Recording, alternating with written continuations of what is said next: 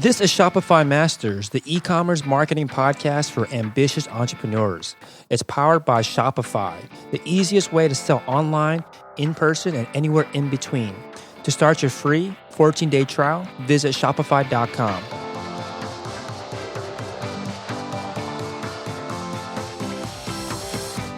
Hey entrepreneurs, my name is Felix and I'm the host of the Shopify Masters podcast. Each week we put out podcast interviews with successful e-commerce entrepreneurs or experts to give you inspiration, motivation, and actionable tips to increase your traffic and sales so your store can generate the sales you need to live the life you want.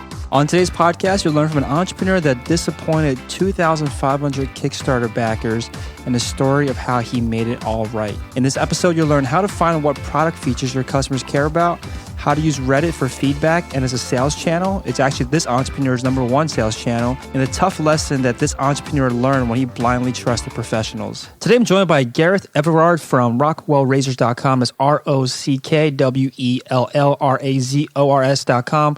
Rockwell Razor's first product, the Rockwell 6S, is a customizable razor that uses double-edged razor blades, which costs about 10 cents each instead of cartridges, and was started in 2014 with a Kickstarter campaign and based out of Toronto, Canada. Welcome, Gareth. Hey, thanks, Felix. So tell us a little bit more about your story and this flagship product that you have.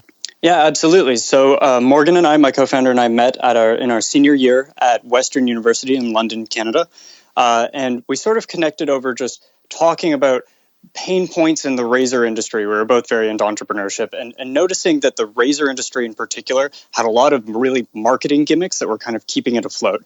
I mean, really, we identified, and most men will also identify with this, you don't need 6 blades and rotating balls on your face and vibrating pulses and big bulbous handles and extra lube strips to get a good shave. But that's kind of what's getting peddled to most men nowadays as the solution to their shaving woes. And what's worse is now there are startup shave clubs coming out and saying, oh, yeah, well, we have all that stuff and we'll deliver it to you monthly. So now you have to pay the postal service to ration your cartridges to you. So we were kind of looking at what alternative is there to cartridge shaving that could deliver real shaving value to customers. And what we kind of decided real shaving value would be is an incredible shave at a price that's actually low. So ultimately, we settled on a razor that kind of hit 3 key points for us. In that, one, it was adjustable. So the idea behind any Rockwell razor, we have the 6S and then our upcoming Kickstarter campaign for the Rockwell Model T. Any Rockwell razor is adjustable. And what that means is that there's a slight adjustment as you increase or decrease the size from Rockwell size 1 to size 6, which is just a small adjustment in the angle that the blade will cut the hair at, which essentially means that any man can get a close, comfortable shave with just a single blade. So Rockwell size 1 is great for men with kind of more sensitive skin, less thick facial hair, whereas size 6 is great for guys with coarse, curly facial hair or a big, thick beard that they're hacking off. The next big thing for us was that the razor had to be easy to use. People are pretty used to kind of the ease of use of other razors, so we wanted to make sure that our razor was very intuitive. And a big important part for us is using the single edge design that we used. It was very important to us that on Rockwell size 1, it was impossible to cut or nick yourself. So it was very easy for someone to transition over from cartridges to using our razor. And the final thing that we identified is that we're going to use something called double-edged razor blades. So, in movies when someone's like cutting up the cocaine, people actually used to shave with those razor blades. And our razor actually uses those. And they're still available today on Amazon. And we sell them through our website. On our website, you can get them for 10 cents each. So an 100-pack is free shipping it's just $10. So that's essentially 2 years of shaves for about $10. And you can get them on Amazon too. And all the brands are cross-compatible. So there's no shaving system that it locks you into. So essentially, that's what we designed. We put the idea up on Kickstarter. That was the Rockwell 6S in 2014. It did $148,000. raise in under a month. And we launched our store pretty much right after that to continue taking pre-orders. And we've been operating ever since. Awesome. Yeah, I want to get into the Kickstarter campaign in a second, but I want to talk about the very beginning. You said that there were 3 features that you felt that were missing in the marketplace: adjustability, easy to use, double-edged razor blades. How did were you able to validate this prior to launching a Kickstarter campaign to see if there's actually any demand for this other than other than the need that maybe you had yourself? Yeah, absolutely. So Morgan, the idea kind of came from Morgan. He restores old vintage straight razors, or restored. It was something that his grandfather got him into. So he'd buy old straight razors at like estate sales or on eBay, and he'd restore them and sharpen them up, and then sell them, flip them essentially to people who are interested in nice straight razors. And by grace of that, we had found Reddit communities. There's a community on Reddit called Wicked Edge, which has almost 80,000 members, I believe, which is kind of a big supportive group, kind of who are all into what is called classic shaving or wet shaving. So we were able to go on there and see all the demand for this kind of razor, which includes straight razors and double-edged razors like ours, and understand that there absolutely was a market for this. And then essentially from there, we designed our razor with a user in mind who is totally unfamiliar with this kind of razor. And that's really where making Rockwell size 1 and those lower size settings totally intuitive and easy to switch over from cartridges over to using a Rockwell razor. Yeah, it makes sense. So you knew that there was a demand for it because you looked at the kind of the marketplace and see what people were talking about, and obviously Morgan had experience selling this already. So when you guys sat down and said, okay, let's try to make this into a business, what was like the first step into turning this into actual real product? Yeah, so we knew that we wanted to make it a double-edged razor design. And we knew that we needed some sort of key differentiators. So we actually started with deciding that the razor would be made in stainless steel. So it would essentially have the air and actually the reality of a product that will totally last generations. Like you'll drop it on the floor and it'll do more damage to the floor than to the razor itself. That was going to be really important to us. And we kind of, by grace of looking for differentiation points over other razors in the market, eventually came to this adjustability factor. And by pitching it to kind of friends, going to the entrepreneurship center on campus at Western, we really began to understand that adjustability factor was exactly what people were looking for in a razor, and that was a big selling point for us. So we kind of just doubled down on making the best adjustability factor that we could. So like were you asking them specific questions to kind of tease this information out, or how did you arrive on, okay, adjustability is something that people want? Because I think this is a kind of exercise that's obviously important, but maybe listeners out there might not know how to go about finding out which features their customers are going to want for a product that doesn't exist just yet. Yeah, so we found it pretty straightforward. We essentially asked a bunch of different people what their biggest pain points on shaving were. So kind of the expected stuff came up, like price was an issue, but what we heard a lot was irritation and razor bumps. And by just diving into the science a little bit more, we actually found out that there was a scientific reason that cartridges cause irritation and razor bumps, and that's that those multi-blade cartridges, oftentimes when people get razor burn from them, it's because the extra blades that you don't need are actually shaving off a little extra layers of skin at the very top, which obviously would lead to irritation. And the other issue is when the leading blade of a cartridge gets dull, it can begin pulling at the hair as you're shaving with the cartridge, and then once it's pulled out, the following blades will cut it. But the issue now is that the hair is now deeply under the skin instead of just being right at the surface. So you've cut the hair too deep, which will lead to ingrown hairs. So our research also led us to double-edged razors, just a single blade being the answer. And when you explain that to people, there was kind of just their faces would light up and they're like, oh, I totally understand now. That makes a lot of sense why cartridges would do that. And double-edged razors sound like a better option. And ultimately, we wanted a razor that would be approachable to anyone, so that adjustability factor that had the approachable low Rockwell size 1 setting where it was impossible to cut or nick yourself and it was easy to transition from cartridges, that ended up being super important to us and our testers as well. Yeah, I think you're onto something where I understand exactly what you're talking about, because when you're explaining to me, and it sounded like the customers, or at least the beta testers that you were talking to, also understood it when you talked to them, explained it to them. Was this hard to kind of translate onto the online world? Because obviously when I understand the problem that you're trying to solve, understand why the feature solves it, but then does that kind of gap that you have to, I guess, cross, is it hard to make that build that bridge essentially for customers who realize, okay, this is the problem and this is why their particular features solve my problem? Well, this is where I think Kickstarter really comes into it. What Kickstarter, I find, lends itself to very, very well is that it allows you to just put a bunch of information on a page. And as long as you've structured it in a way that is clear, even if it's long, even if you've got a 3 to 5 minute video, you have a page that truly takes maybe upwards of 10 minutes to read. The community on Kickstarter is very supportive and patient with reading through those pitches. As long as you keep them engaged while they're reading through, you can put a lot of persuasive information on there. And not only that, but test kind of what resonates most with potential customers. So in that way, I found that Kickstarter was a phenomenal medium for us to start out on because we could get all of that information out there. And not everything we started with resonated with customers. For example, a big part of our pitch was that the blades, the double-edged razor blades that Rockwell razors use are recyclable. They're totally environmentally friendly. And essentially what we heard from feedback on the Kickstarter page is people were like, that doesn't really bug me that cartridges are not recyclable and yours are.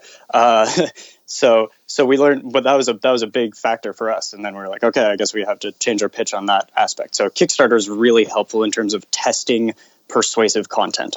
Yeah, that's an interesting other angle or other side of the coin that I didn't think about notice, not just knowing what features your customers want, but then also which ones not to kind of shove in their face that don't really speak to them. And was it just literally people emailing you or writing comments saying that they don't care about it? Or how did you find out which particular features that maybe you presented in the forefront should really be dialed back and maybe removed completely? Oh, it was private emails. We'd also ask our backers. I'd send out private messages to a number of them, and we ran a lot of surveys, some during and a few after the campaign as well, to just really understand our customer segments and all that. And that was definitely one of the things that we pulled. But it's totally okay to be messaging and updating your backers during the campaign. In fact, it's encouraged. So it's a really easy and almost encouraged way to learn more about your product and the pitch that's working during the campaign. Yeah, that makes a lot of sense. So I think one thing you were saying earlier that I want to touch on is that how with a Kickstarter page, you kind of just put everything out there and made it the video long or a lot of content on there. And I think there's a kind of a fear out there for a lot of people that are creating like product descriptions or landing pages or sales pages where they think that, oh, am I writing too much? I think what the reality is that if someone's interested in what you have or has a legitimate problem, they'll read an entire book about that particular topic. And I mean, that obviously happens, right? Because people buy books to solve particular problems. So I think as long as you're solving a legitimate problem and you really speak to them, you can't have too long of, copy or videos or, because they love kind of just diving deep into it. So I want to now move over to your experience on Reddit. And I think in the email you sent to me, or maybe it was in an article that was published about you, you mentioned that was a really big kind of sales channel and obviously a very big source of validation very early on. And this is kind of like a forum or like a website that maybe not a lot of people are comfortable with because typically the Reddit user base is younger and they're very kind of sensitive to corporate messaging, right? People coming in and pitching things and making it more of a sales pitch than being part of the community. So what was your approach to making sure that you didn't have this kind of backlash from the Reddit community? Yeah, you made a lot of good points. It's totally not okay to just hop onto Reddit and start pitching your product. That being said, it is a phenomenal place to add value and be a member of a community of people who are potential customers. So if you're going to be making, say, a coffee maker, that's a business that you'll be in, and you should be on Reddit anyways, learning about your market, probably interacting with those customers and really understanding what they're looking for in a new coffee maker. And by adding value through comments, through thoughtful posts, through sharing relevant articles, you'll become a member of the tribe. And I think that's important. We did that on Wicked Edge and Wet Shavers. That's their two classic shaving subreddits. And now we've never pitched our product on either of those subreddits, but whenever we make an announcement, whenever we send out a meaningful email now, one of many members will actually share our update or our big announcement with the community. And without fail, when those posts get shared, that is absolutely our largest sources of traffic and of sales. Yeah, that's definitely the best approach I found with Reddit is that you want the customers to speak highly of you. And because those customers are already part of the tribe, like you're saying, they kind of break through those barriers that are typically set up when you're an outsider coming in trying to pitch your product. So in terms of this kind of engagement, so you found this subreddit, and if anyone is not on Reddit, you can pretty much find any subreddit that would make sense for your business. Somewhere out there's some kind of community out there that's talking about. Maybe it's not even on Reddit, but maybe it's a forum. Wherever it is, you should be there because you learn a lot from them, and obviously they can become a sales channel for you, which is what's happening, for you guys. So once you're in there, like what kind of things are you actually doing to become a part of the tribe? Like, are you just answering questions? Like, what are you doing on a day-to-day basis? Yeah, so when you're just starting out, you're just kind of interacting and making sure that your username or your handle is visible. If you want, you can put your flair, that's kind of your subtitle on Reddit. You can put in your URL if you want. Some people might go to the website to kind of check out what you're working on. But again, you're not pitching. It's super key that you're not pitching. You're just adding value any way that you can think to add value. That could be different for different subreddits, but any way that you can be adding value and making interesting content for the members of that subreddit instead of pitching your product, that's better in the early days. Now, when I'm on Reddit, I spend time answering people's questions and comments. Essentially, I can do like customer service myself on Reddit and it not be perceived as spammy. And when I make a point of responding to every single comment on any post about Rockwell on Reddit. Yeah. So when you say you're not pitching, how do the members of Reddit or any forum, I guess, how do they find out about your company if you never really, actively push it onto them? So I think just by the natural processes of the internet, when you launch a Kickstarter for a product that is very, very relevant for a niche community, ultimately someone will share it with the community, which is what happened for us. It was published onto Reddit by just some members saying, hey guys, I think you might find this interesting. And that was kind of when comments started coming in and it became a little bit more kosher for you to go on and answer people's questions. Again, not pitching, but simply if they have a question about something about your product, you're just answering them. People see that you're responding. And that's actually a thing that I find Reddit community members really value. If a business representative is engaging with the community in a helpful manner, people really, really seem to respect that and respond well to it. Yeah, I totally agree with that approach. So it's almost like you are participating in the community just so that you're obviously a known name and known as somebody that's already part of the tribe. And then you almost wait for someone else to introduce your company. And then that's when you kind of come out on stage and say, hey, this is, my thing, or this is my Kickstarter campaign. And then at that point, they don't feel like you're being too pushy. At that point, they already recognize that you're part of the community, and you're not a part of the community just to pitch. You're part of the community to be a part of it. That makes sense. Yeah, it's like a cold call versus a warm intro. It's totally exactly the same idea. I like that. I like that analogy. And you're saying that it's important to be part of the community. And I've seen this happen over time and time again, where if you are a part of the community, whether it be on Reddit or a forum, they are less likely to almost if something goes wrong, they're less likely to turn into a mob against you because they know that you're already part of the community, and they almost give you not necessarily benefit of doubt, but give you the opportunity to address any problems. If you're not a part of it, it's almost like you don't exist as a person. They don't see your face, so then that's when the mob kicks in because they don't recognize you as a human being on the other side. So I think that's another really important reason why you want to be a part of these communities. Absolutely. Cool. Yeah. Okay, so let's. So moral story is get on Reddit, get on the forums that are relevant to your industry, your niche. So okay, now moving over to the Kickstarter campaign. So you found out there was this demand for it. You knew because of your co-founder Morgan, he already had some success solving similar problems. The Kickstarter campaign. So when you guys decided that, okay, let's go the crowdfunding route, like where were you guys at? Like, did you guys have designs already? Like, how much did you have already prepared before you decided to, let's say, open up Kickstarter for the first time and start creating your campaign?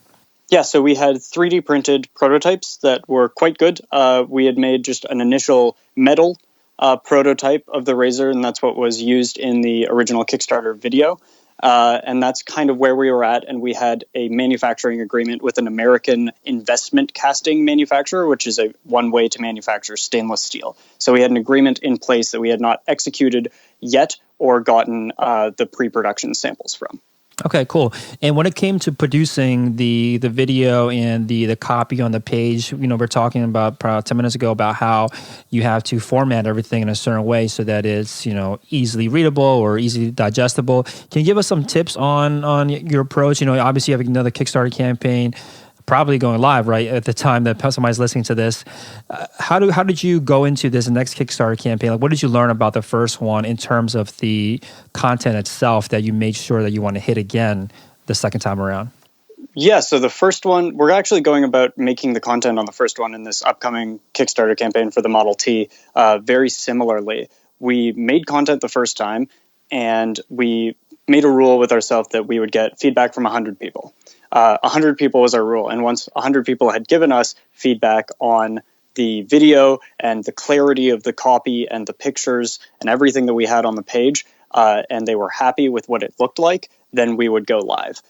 So we're employing the same thing for the Model T Kickstarter, except this time I guess we have somewhat more resources than last time. So our video maybe looks a little nicer. We're able to fortunately have much higher level prototypes for this upcoming campaign, and we're a lot further along in the manufacturing than we were when we made the Rockwell success. And in terms of the content itself, like is the video the most important piece, or is it the written content? Like, if you could only focus your energy or maybe your investment into really boosting one, which would it be? I would focus on the video, but I would also not discount the value of the top 1/8 of your page. The top 1/8 of while people are scrolling down. By the way, the behavior typically on Kickstarter videos is people will begin watching the video for about 30 seconds to 1 minute, and then YouTube behavior kicks in. You're still listening to the song, but now you're just scrolling through looking at all the comments. So you're listening to the video and you're reading kind of what the content is lower down on the page. So that when we were just watching people behaviorally while they were reviewing our page, that's totally what happened almost every time. That's a great insight. I think I do that too. Now that you mention it, that I don't really want to sit there and watch the entire thing. It's almost like an impatience thing, right? Let me see what else I can dig into right away, and that makes a lot of sense. Why you want to hit them with a lot of engaging things very early on that page. And so you were sitting down with people and actually watching them look 100 people and watch them look at your Kickstarter page that was still in draft and not launched yet. Yeah, totally. Anything from our dads to girlfriends to like friends of friends to just acquaintances from the Entrepreneurship Center on campus. We were pretty much just ruthlessly seeking feedback for a few weeks there. And I think by the end, our videographer hated us. We were tweaking like the smallest little things in the video, like, oh, can you start this music like 1/2 second later than it currently does? So she was very sick of us by the end of all of it, but it was totally worth it. And was there anything during this testing period or this, feedback period where you maybe had an assumption that you strongly believed in, or knew that maybe even thought was true for sure, but then were proven wrong based on the feedback? I think, like I mentioned earlier, the environmental thing, we really doubled down in the first pitch on the environmental aspect, and that didn't totally resonate with people. The other one was we continue to manufacture the Rockwell success in America. And for some people, it was very polarized. Either people were like, that is the best thing ever. I supported this project specifically because you make in America. And pretty much everyone else was like, that doesn't really matter to me at all. So I thought that would be a big selling point. And just to clarify, being Canadian, we did actually look into manufacturing in Canada, but every single Canadian manufacturer we approached said no. So we do manufacture in America. Yeah, so when you get that kind of feedback where it's 50-50, where people say, I don't care, another one says, yeah, I really like that, which way do you go? We kept it. We still manufacture in America. It's important to us personally. So I think when it splits down the middle like that, you kind of have to make a judgment call on your values. And to me, it's more important to manufacture locally. Okay. So in terms of your first Kickstarter campaign, I think this is probably more applicable to most of the listeners. How much investment do you really need to put into this, like in terms of getting someone to help you out with maybe the copywriting, or maybe someone help you out with the video? How much did you guys end up investing in the first Kickstarter campaign? Does it cost you much at all to get started? I would say when people ask this question, I say it's totally doable on a student's budget. So if you're willing to put in the $2,000 to $3,000, I think we ended up putting in. By the way, most of that, almost all of that money went towards the early prototypes. We were very fortunate. We had our videographer was just a friend of a friend working for $20 an hour. So that ended up being very affordable. I would say if you're making a physical product, please put aside $3,000. I don't even think that's an option really anymore to not have physical prototypes. I'm pretty sure Kickstarter won't let you launch a project anymore if it doesn't have physical prototypes. So whatever money it takes for you to make physical prototypes, and then maybe add 20 to 25% just for pictures and video if you're not a strong picture and video person yourself. Okay, so let's talk about the first campaign in the details. So it says here that the goal was $12,000, end up almost raising $150,000. Was that so let's say the first day you went live, did you get immediate backing, or like how did it kind of pick up over the time period of the campaign? Yeah, it was interesting. We set it live. I just kind of texted Morgan on a Tuesday night. I was like, dude, I'm setting it live. He was like, okay. And we did. And I woke up the next day, we had raised $18,000. So we had actually broken our goal while I slept. I had sent out a notification email just letting people, it wasn't a pitch or anything. I just let some of the 100 people we'd gotten feedback from know, like, hey, the campaign's launched. I don't actually think too many of them backed it right away, but maybe by just grace of the fact that there weren't a lot of other projects in the design category on Kickstarter at that time, we actually ended up on the very close to the top of the design category on Kickstarter. My understanding is overnight. And so when I woke up, I think we were first or second on Kickstarter as a whole. And anyone who's looked into Kickstarter or done a campaign before will know that being one of the top ranked projects on Kickstarter at any given time is pretty much the goal for any campaign. It somewhat just promises a lot of eyeballs and by extension, more pledges. So we sort of lucked out in that at that particular time, there was no other project that happened to be doing too well. So a combination of views and pledges is, no one really totally knows Kickstarter's algorithm, but it is some combination of views and pledges that gets you to the top. So we were up there and we got a lot of visibility and we did a lot of our raise within kind of those first 3 days. Wow. So you almost like nonchalantly decided, let's just launch this, went to sleep, woke up, $18,000, very little promotion then, right? Like why do you think that it got so much traction, even though you guys weren't doing too much to promote it early on? Yeah, I think someone did just post it to the subreddit. Someone posted it. There are a few other classic shaving forums that people posted it to. So outside of just the people who are proud Kickstarter supporters who spend a lot of time supporting Kickstarter campaigns that they like, I mean, you'll see people on backers on Kickstarter who they'll pledge and it's like, John, 524 projects backed. And you're like, wow, John, that's awesome. Yeah. And then, we did get visibility to a lot of the classic shaving community as well very early on, which I think helped with the views plus pledges some, which kept us at the top.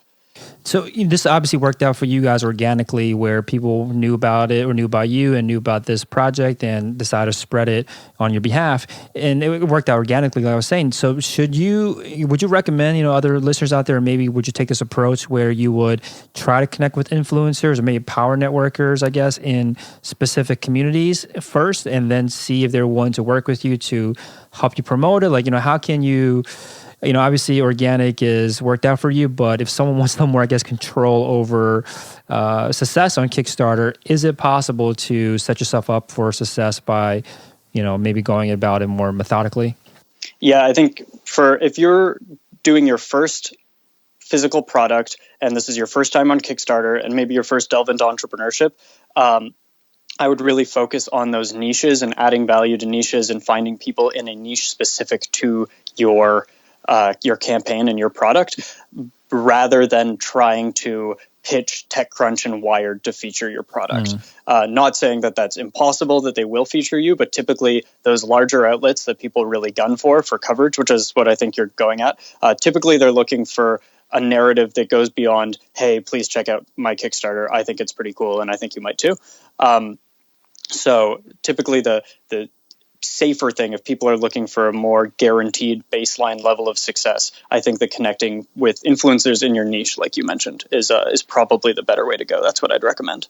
Yeah. So, well, speaking of these larger news outlets or larger publications, did you promote it differently once you broke through your goal and were obviously seeing a lot more traction? Like, did you I guess turn on the marketing machine or whatever you had ready to go at that point? Not really. No. We kind of thought, oh, what do you do if something's going well? How do you promote? And just using the Google machine, found out that press releases are a thing. So we wrote a few press releases. We just used some cheap press release software, and to no one's surprise, that didn't work out very well. It got picked up by almost nothing.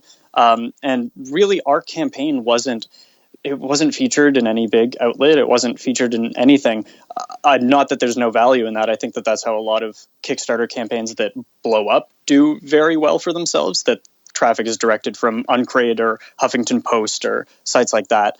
But ours really was a campaign built on the back of being shared on niche websites, and not at all by hardcore pitching press. But you put in a lot of the work before launching by being part of those communities. I definitely don't want to downplay the number of hours invested before the campaign launches. I think that might be a misconception that a lot of people have on Kickstarter, that you build your campaign page, and that's all the work that you put in before, then you launch it and then you pitch. That couldn't be further from the truth. It should be some degree of time invested in building a community and building a passionate following, if you can, around your product and maybe even content that you produce before you launch a campaign.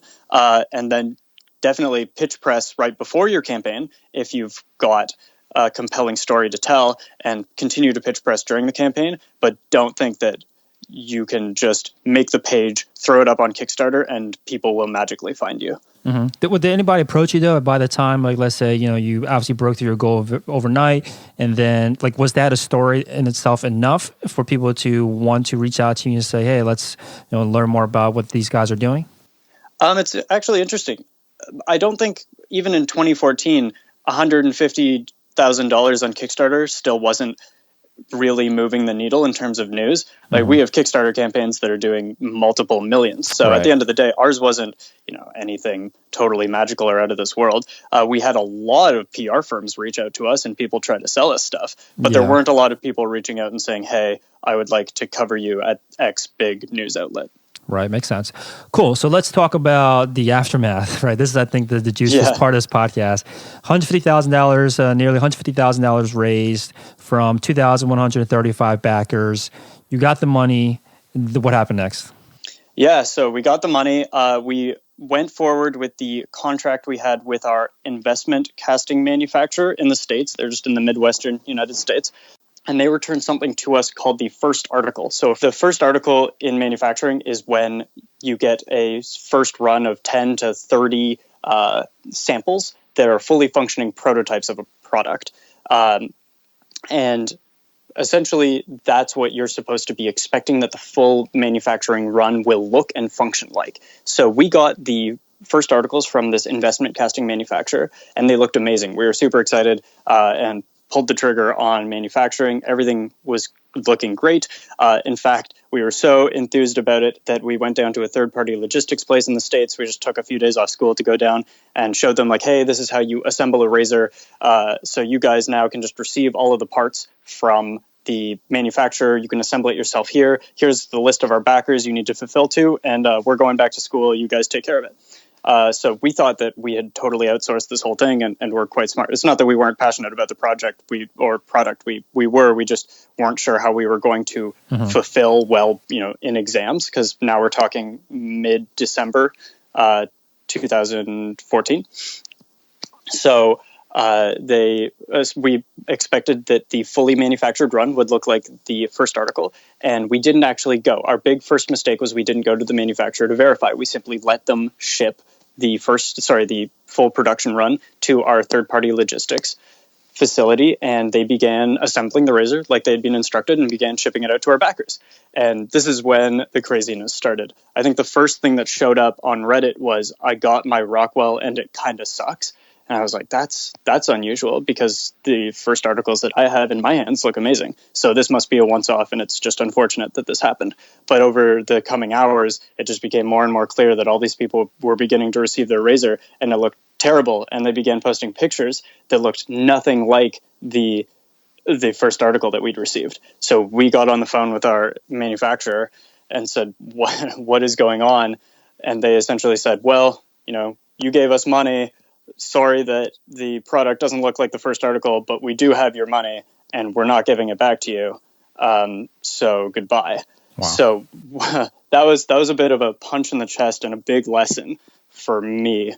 So here I am. It's kind of midterms in January 2015. Things are not going well. Things are not looking good at all. So we just shut down the shipping from the third-party logistics place. We said we're going to figure this out to I think we have 2,500 backers and pre-order customers at this point, hundreds of which have received these faulty razors. So we brought all the parts back from our third-party logistics. They're essentially sitting in my parents' basement in Toronto. Morgan and I are in London, Ontario, which is about a 2.5-hour drive, 3-hour drive away. So we're going back every weekend, any day that we don't have class. Someone's going back to my parents' basement, just looking at these razors, and it became very clear quickly that we were essentially sitting on a pile of scrap metal. So we put in some effort to kind of remediate the issues that had come up in manufacturing that were really causing the worst warping of the product. So we took them to a machinist. He showed us that he could solve a few of the issues, and we kind of let him run that solution. We paid him to run that solution on all the parts. And we were so exhausted at this point. It's still, we're going through exams. I'm trying to work on my undergraduate thesis. So we got these parts back, and we were like, okay, the samples that he'd shown us fixed most of the problems, and we're mostly satisfied with the solution that he showed us. So we just packed up all the razors ourselves. It was grueling, and we shipped 2,500 razors out, including replacements to the people who had first gotten the faulty razor in the first place. We shipped those out, and again, we made and it's the last time we ever made this mistake. We didn't verify, and it turns out that the machinist who was fixing those issues had actually outsourced, because we'd shown him just a few pieces, and then we gave him 2,500 times 4, so 10,000 pieces, and said, could you fix all of these pieces for us? So he said, yeah, no problem, and immediately outsourced it to someone who could do more volume, and they did a terrible job, but we didn't double check that. So pretty much the anger that had been there when we shipped out the first few hundred just massively increased, and people were not happy with the product. Some people liked it, I should be clear, but there was a lot of overwhelming dissatisfaction with the razor. So I kind of had to make a decision. I say, so I think you mentioned this in the article that was featured on, or that you wrote, which is that you made the mistake of blindly trusting a professional, and I think that's a very interesting way of putting it, because we think about hiring professionals because they can do the job better than us, but you're saying that you can't just obviously hand them money and then expect them to do the expert work and not check it. Was that the issue? Like, what was the issue? Like, what was the lesson there that you learned from that made you make that statement? Yeah, it's essentially I now operate on a full trust but verify system. People will tell you that they can do things, whether it be manufacturers, website developers, anything. And that's fine. You can trust them. You should trust people if they seem like honest people, but always verify. So if someone says that they're going to manufacture something one way, never assume that they're going to do exactly what you two agreed on, because that's not necessarily how the world works. And if someone says that they're going to build some thing into your app or into your website the way that you've said, trust them, but also check that they did it the way that you two had discussed. And that's an important lesson for me as a young entrepreneur, and one that I would encourage absolutely anyone who's looking into entrepreneurship to totally take to heart. Yeah, it's one of those things where you learn very quickly that you can't just throw money at problems, right? If you have something you need fixed or need done, you can't just be like, here, take the money and then expect the solution therefore, because no one's going to care about it as much as you, which is why, like you're saying, you need to verify that it actually meets your standards when you do work with any professional at all. So I kind of want to recap, because I almost thought that the very first mistake, which is with the first manufacturer, was the end of the story, meaning that was like the worst of it. But so they already sent you a bunch of products that you personally weren't happy with, and it got out to a couple hundred backers or pre-orders, and there was also discontent there. So you stopped all of the shipments from then on, took all of the inventory back, and hired a local machinist to work on it. He also messed it up. So now we're at the point after that. So what's going on right now with all your customers? Like, how did you manage expectations with them during the very first shipment, where the first few hundred people, whatever, weren't happy with it, and then now they're waiting around for their finished product? Yeah, so people had said, oh, we didn't love this aspect of the product, and we sort of put out an update that said, okay, we're pretty sure we understand how to fix this. It's not a big deal. That was after the first few hundred problem razors. So then we shipped out all 2,500 plus razors, and the feedback still was, this still isn't right. Some people said, oh, this razor's great, and a number of people said, this razor isn't right. So a few people at that point, I think, wrote us off like, this is just another failed Kickstarter. At least they didn't not deliver. They just didn't deliver a good product, or didn't deliver what I wanted. So we kind of had a decision to make in terms of, there are a lot of campaign creators that if something doesn't go to plan, they somewhat just walk away. That could have been something that we did, but I don't think it's within my personality. And essentially, we just said to every single backer, I'm so sorry that we didn't deliver the product that you wanted and that we wanted to deliver you. We're going to make it right. No matter what it takes, we're going to make it right. So that was met with some people. There were lots of words of encouragement, and also just heaps of apathy from kind of backers that may have given up on us. But right after making that announcement, I began looking. We've hired a small engineering firm in Toronto who were willing to take us on for almost no money, to help us with a redesign of the razor that would alleviate a lot of the problems, and also just help point out investment casting wasn't a great manufacturing method for this precision tool, and that we should look at something called metal injection molding, which is kind of how it's exactly how plastic injection molding works when you get kind of plastic toys or whatever from China, except it's for metal, in our case stainless steel. So we essentially took what small amount was left from the Kickstarter pledges and went all in with personal savings to go forward with a metal injection molding tool, which is quite expensive, and to go forward with manufacturing of at least enough parts to make it right with all of the backers. So we announced that. That was in March 2015.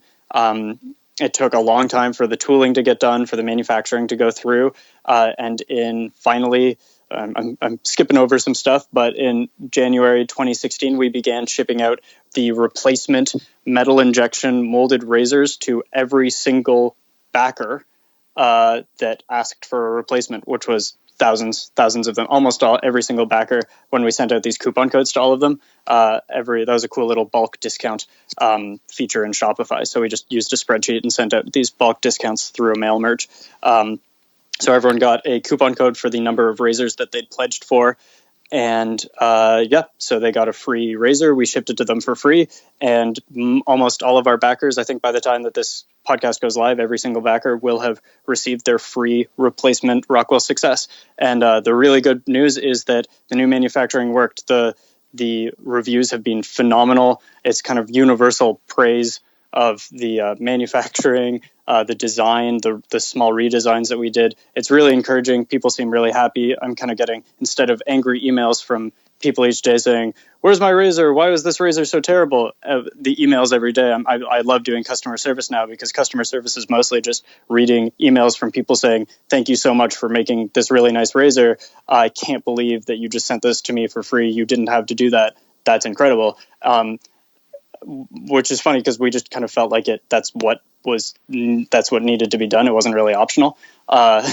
So it's cool that it resonated with a lot of customers. And the good news is now Rockwell is growing very quickly, because the razor feedback was so positive. Word is spreading in the classic shaving community, and actually we can barely keep the razor in stock. So things have been going pretty well for us since the new manufacturing method, and I suppose the story has a happy ending.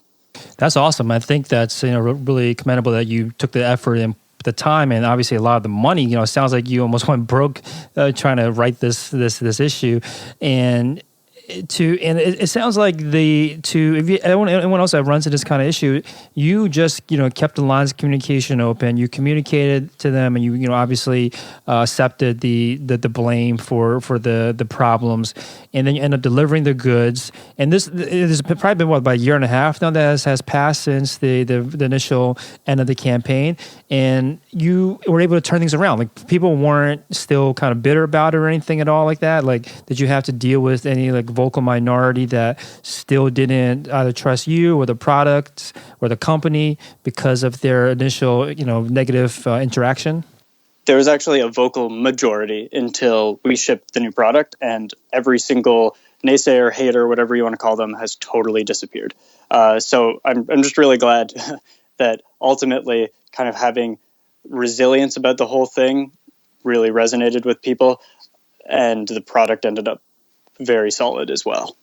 That's awesome. So does Kickstarter ever get involved in a situation like this where, because obviously you're not the first one to launch a campaign, and obviously you've gone to lengths to correct it, but there have been other campaigns where the product is a failure, or they weren't able to produce it and then they just close it down. Like, is Kickstarter involved like at all? Kickstarter never messaged me about this particular project. I understand that they do get involved in the larger scale projects that might run into issues. But the VentureBeat article that you and I have talked about, I wrote a guest post for VentureBeat called "How My Kickstarter Blew Up My Life." If you Google that, you'll find it, and it kind of has the written version of this entire story. I did send that to Kickstarter on Sunday when it came out.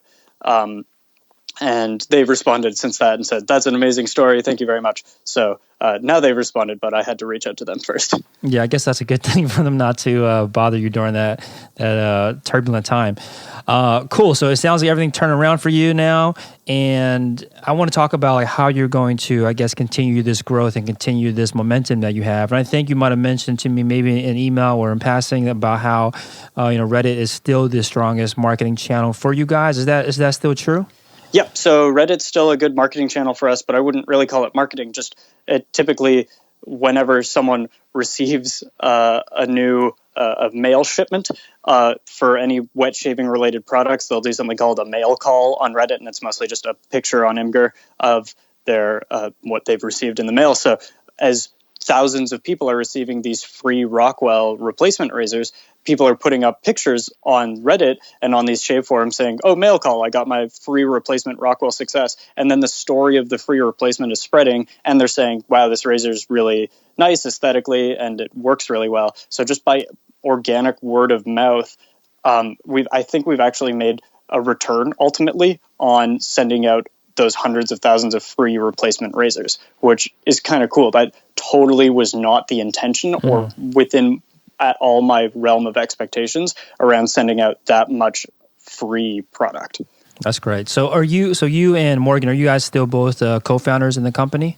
Yep, Morgan is still very much involved. He did go back to school just to finish up his degree, so I'm kind of handling the bulk of the day-to-day just to make sure everything that needs to get done, gets done. But yeah, I'm very excited to have him back as soon as he's done schooling. Yeah, so when it comes to actually running the business itself, do you, what's your day-to-day like, and, what do you spend most of, like, you wake up in the morning, you step into your office or wherever you're working, and what do you spend your days doing? Yeah, so my office is my bedroom, and I wake up in the morning and hop on to Skype, and I pretty much anything I can't do, which is almost everything computer related. I manage our Shopify store, and that's about it. Any graphic design, video design, anything I do through Upwork, which is an invaluable resource for me. We have some really, really great people that I consistently work with. So I'm grateful for that outsourced team. So that's essentially it. I'm just reviewing work that people have submitted and making sure that our fulfillment is still on its way. Fulfillment is essentially me and my little brother who pack up razors and ship them out. Very cool. So you mentioned earlier that when you were producing these coupon codes, you used the bulk discounts, which I think is a Shopify feature itself. Are there any apps that you use from the Shopify App Store to help you run the business? Nope, that's pretty much it. Yeah, that's it. We just use the bulk discount item. I think we have one app that we use to capture people's emails, but yeah, we don't do anything fancy. Cool. So what are the plans for the remainder of 2016? Like, what are some goals that you want to hit? Well, we're actually very excited about the feedback that we got on the design of the Rockwell 6S is that the adjustability is very key, but they found that the 5-piece design of the 6S was not really intuitive to use. It wasn't as easy to use. So we have got that feedback very, very early on and have spent the last 18 months redesigning the Razor kind of from the ground up.